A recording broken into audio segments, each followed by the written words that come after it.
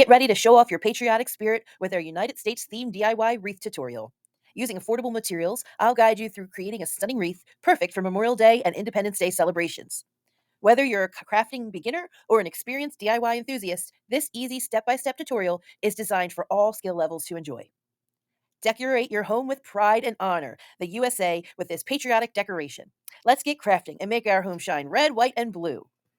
But before we get started, hi there, my name is Mary Ellen, and this is my YouTube channel. Life is messy, but I'm learning as I grow. Please take a moment to subscribe so you never miss one of my daily videos. Share this video with someone you think that would enjoy it, and your comments are always appreciated, so please leave me a bunch. You can also support my channel by checking out the shop links on this video. I have included all of the supplies you need to make what we're getting ready to make. So if you're looking for something, especially something hard to find, check there. All right, now let's get this party started.